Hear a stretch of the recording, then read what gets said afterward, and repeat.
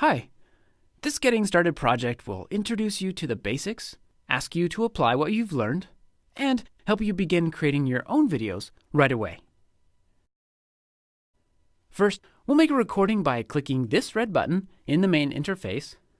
And in the recorder, even though there's lots of options here, we'll just choose full screen and microphone audio by making sure these two buttons are green. Later, you can learn much more about recording by right-clicking on the recorder and choosing Recorder Tutorials. But for now, when you're ready to start, click Record. Camtasia will minimize, and you'll get a countdown. When that's complete, you can start your demo, explanation, or whatever with narration. Camtasia will record it all. When you're done, click the red icon in the menu bar and choose Stop Recording. Camtasia will place your recording in the media bin over here with the other video, audio, and images in your project. I'll show you how to add it to your video later. In the future, when you start with your own project, the first recording will also be added straight to the area here called the timeline. All right, it's your turn. Go ahead and click this button to pause the video and make a simple recording. When you're done, click play to start this video again. If you need to review part of the project or you end up in the wrong spot after making an edit, use the playhead, that's this triangle with a line, to scrub through the video and find the right spot.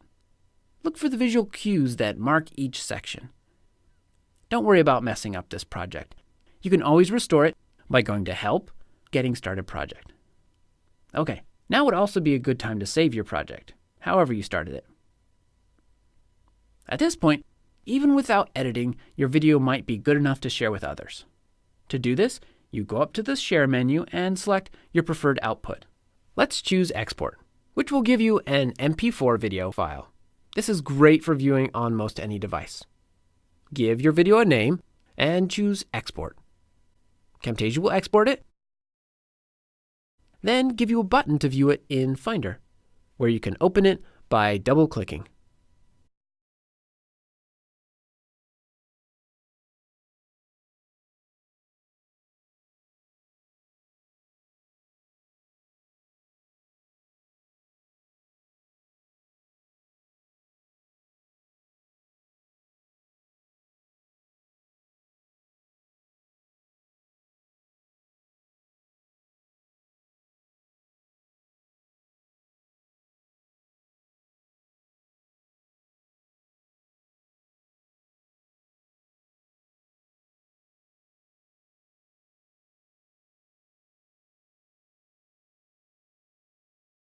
And notice how the cursor changes to an arrow, and then click and drag.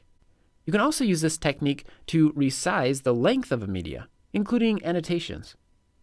Your turn. Hit pause and use trimming to remove this cough from the recording. Click play when you're ready to continue.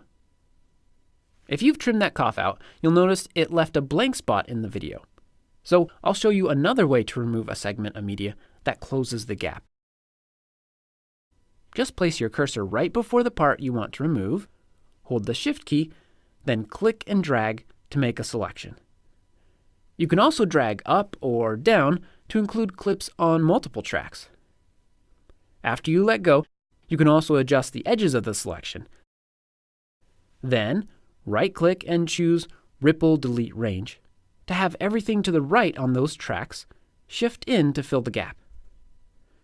Click pause and try it for yourself by removing the two ums in this section. Click play again when you've done that.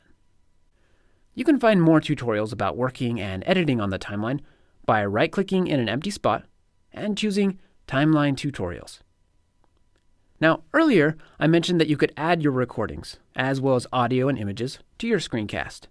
You can do this by going to the media bin and dragging the item to the canvas, which is this big section here where you're previewing this Getting Started project. Or you can drag it to the timeline. In this case, drag the Audio Great clip to the timeline here.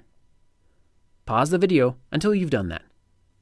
Finally, let me show you how to make details, like text, more crisp and legible by using zoom animations. Let's take this area for example. If I'm talking about it in my screencast, I should zoom in there so the viewers can read the text, and so everything else currently showing doesn't distract them from what's important. To add a zoom animation, go to the Animations tab and drag the Zoom In animation to the recording you want to zoom in on. It will be represented by an arrow on the media clip. Then, in the canvas, drag your video until the correct area is showing. You can also change when the animation starts or ends and how long it lasts by dragging the middle or the dots at each end of the arrow. Click pause now and zoom in on this part of the screen for me. Then click play again. Excellent. Now pause and drag the zoom out animation to some place later in the clip to see what that does.